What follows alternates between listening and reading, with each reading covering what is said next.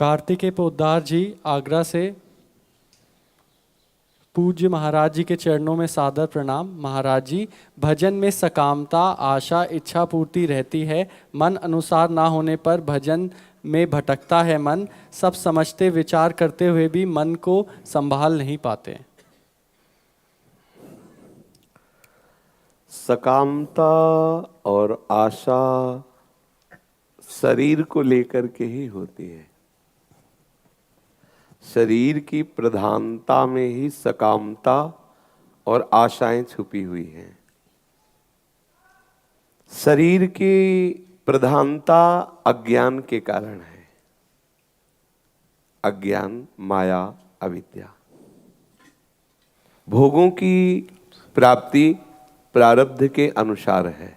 बहुत सुलझ करके यदि सुनोगे तो समझ पाओगे। कामना, आशाएं शरीर की प्रधानता के कारण होती हैं और शरीर की प्रधानता अज्ञान, अविद्या, माया के कारण होती है।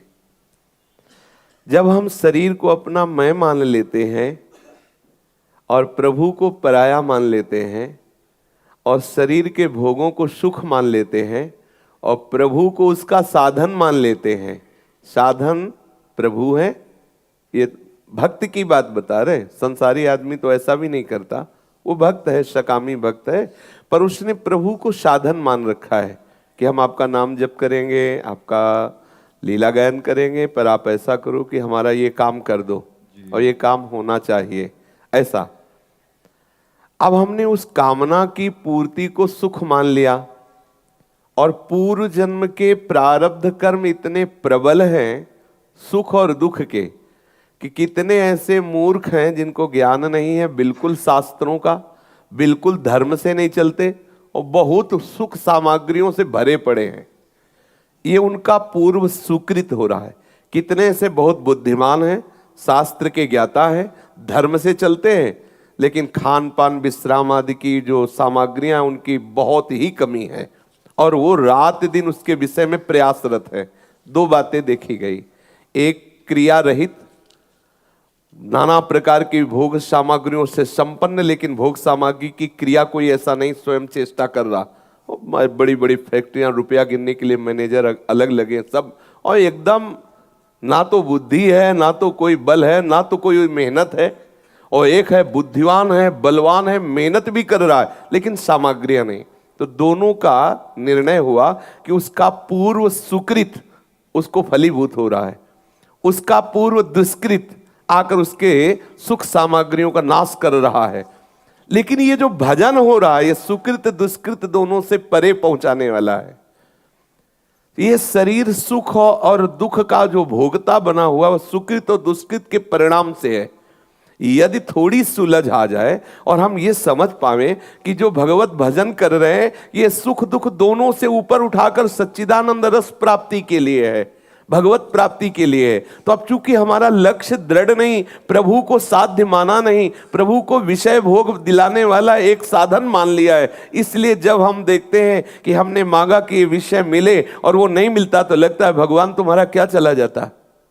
तुम तो इतने मायाधीश हो, अगर मेरी इतनी बात बन जाती तो तुम्हारा क्या बिगड़ जाता। क्या तुम इतने माला जप किए, पाठ किए, क्या इसका फल नहीं दे सकते हो। मैं तो जैसे छोटा बच्चा माँ को दुलार करता है और कहता है कि मैं ये विषैली चीज खाऊंगा, तो माँ उसे थप्पड़ मारती नहीं देती। वो सोचता है अगर माँ दे देती तो बहुत बढ़िया था, अगर माँ खेलने जाने देती हूँ मैं बच्चों के साथ खेलता। माँ को पता है वो उद्दंड बच्चे हैं, इसको पीट देंगे, इसकी हानि हो जाएगी। ठीक ऐसे ही सर्वज्ञ माँ प्रभु को पता है अगर इसे भोग दे देंगे, अनुकूलता दे देंगे तो ये फंस जाएगा और मेरे से विमुख हो जाएगा, इसलिए और वो विपरीतता देते चले जाते हैं।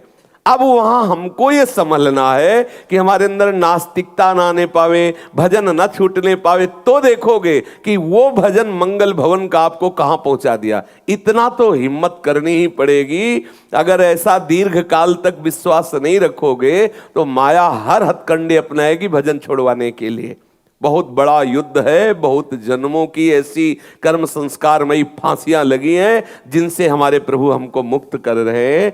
वो सर्वज्ञ है, वो सर्वत्र है, वो सर्वशक्तिमान है, मैं उनका हूं, वो हमारे हैं। फिर वो हमारी बात पूरी क्यों नहीं कर रहे? क्योंकि पूरी होने में अमंगल है, हम नहीं समझ पा रहे। सच्ची मान लीजिए, अगर ये मुकदमा हम जीत जाते तो हमारा मंगल होता, लेकिन मैं हार गया तो अमंगल हो। इसमें क्या मंगल छुपा था? आप नहीं जानते। वो मंगल भवन सर्वज्ञ जानता है। कहीं ना कहीं तुम्हारे अंदर निराशा पैदा करनी है, संसार से वैराग्य पैदा करना है, हताश करके, निराश करके, निराशित करके उसको अपने आप में लगाना है। वो जो करता है महामंगल करता है। विश्वास कर लीजिए, अगर विश्वास में कमी आएगी तो भटकना पक्का पड़ेगा।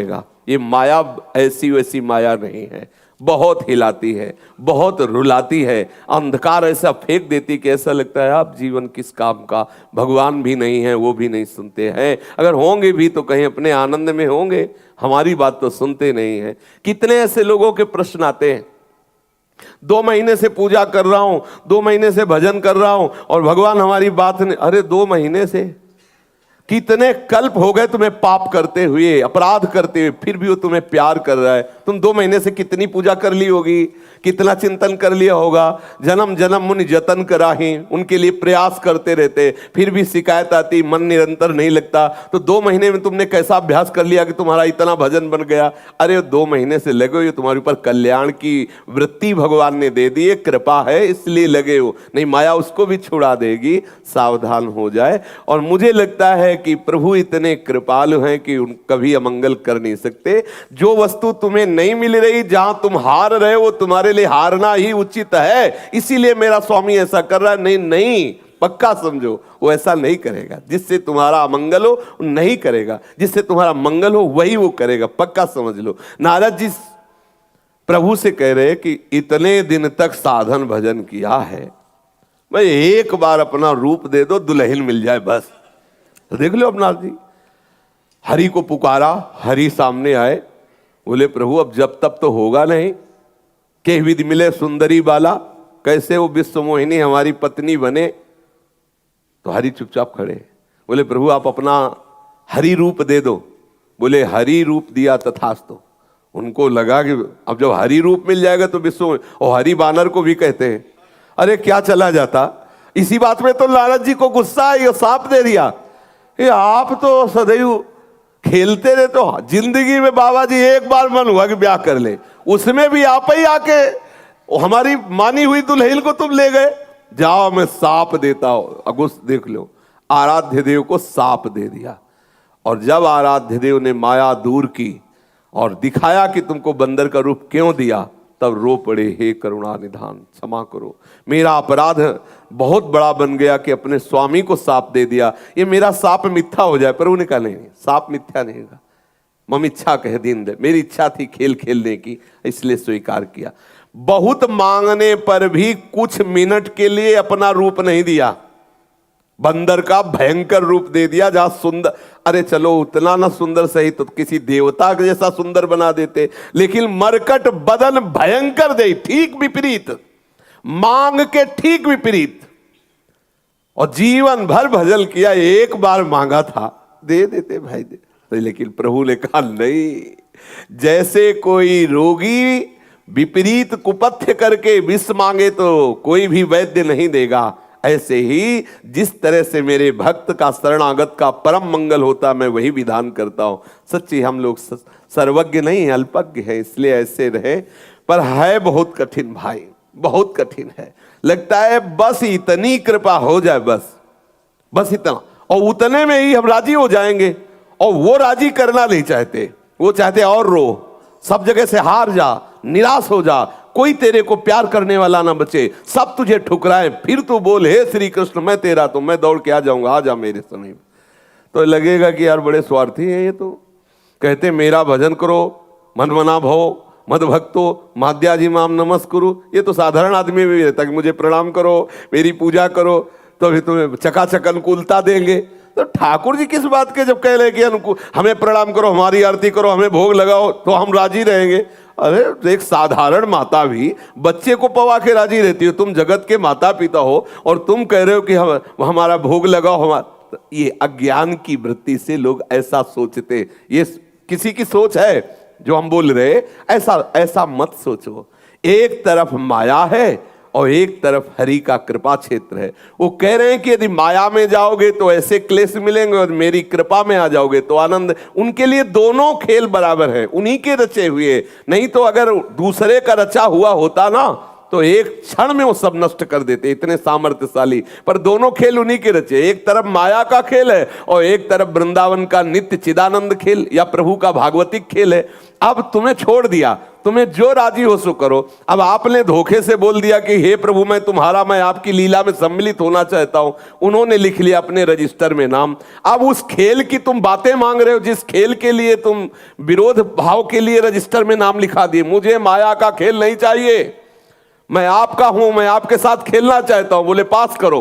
अब जितने माया के खिलौने सब तोड़े जा रहे हैं, अब तुम चिल्ला रहे हो तो नाम तो तुमने ही लिखवाया है ना, हे हरि मैं आपका शरणागत हूं, आपकी दिव्य लीला। तो अब इसीलिए वो उस पार्टी वाले खिलौने नहीं दे रहे। अब हम उनसे गुस्सा हो रहे, तो गुस्सा क्यों रहे? नाम तो तुम ही लिखा। अगर इधर ना लिखाते, मामे प्रपद देते, तो वो खिलौने ना तोड़ते, आप खेलते रहो। और वो खिलौने ऐसे हैं कि टिकने वाले हैं नहीं, एक न एक दिन तो नाश और परिवर्तन अवश्य। इसलिए आनंदित होकर प्रभु के मार्ग में चलो। जैसे भी जाही विधि राखे राम ताही विधि रही, महलों में राखे चाहे झोपड़ी में बास दे, इसकी चिंता मत करो। काम बने तो जय श्री राधे और काम बिगड़े तो जय श्री राधे। कोई ना कोई मंगल विधान है तभी प्रभु ने बिगाड़ दिया, ऐसी भावना रखते रहो। और ये तुम लिखित ले लो, तुम्हारा अमंगल नहीं हो सकता। लिखित ले लो, अमंगल नहीं हो सकता। ऐसा नहीं हो सकता कि अनाश्रित हो गए। अगर वो तुम्हें विपत्ति देंगे तो इतना भारी आनंद उससे ज्यादा देंगे कि आप खुद बोलोगे कि नहीं नहीं, ये विपत्ति मेरा कुछ नहीं बिगाड़ सकती। पक्का समझ लीजिए। इसलिए कभी अविश्वास मत करना, बहुत बढ़िया अंदर से मार्ग प्रभु ने आपको स्वीकार कर रखा है। अगर थोड़ा अविश्वास करोगे तो अंधकार आ जाएगा, फिर ये माया का मार्ग आपके लिए ऐसे हो और इधर के मार्ग में आप रुक जाएंगे। और ये कितने दिन का है? कितने दिन का है? जहां आप खड़े हो यहां खंडेर था, कुछ दिन के लिए बिल्डिंग बनी, फिर यहां खंडेर हो जाएगा। जब से सृष्टि हुई तब से ईंट गारा चल रहा है, पता नहीं क्या बन रहा है, सब चल ही रहा है। जहां देखो बन ही रहा है, कहीं बुलडोजर चल रहे, कहीं बन रहा है। न जाने कितने रोज जन्म ले रहे, न जाने कितने। अरे उस मायाधीश की माया से बचो, प्रभु की दिव्य लीला में पहुंचे, प्रभु के समीप पहुंचे। इसलिए थोड़ा तो सुलझना पड़ेगा। हमारी मांगे सांसारिक है और प्रभु चिदानंद लीला में प्रवेश कराने के लिए आपका नाम लिख लिया है। अब चाहे जितना चिल्लाओ, ऑपरेशन थिएटर के अंदर आ गए हो, अब तो ऑपरेशन होगा ही होगा।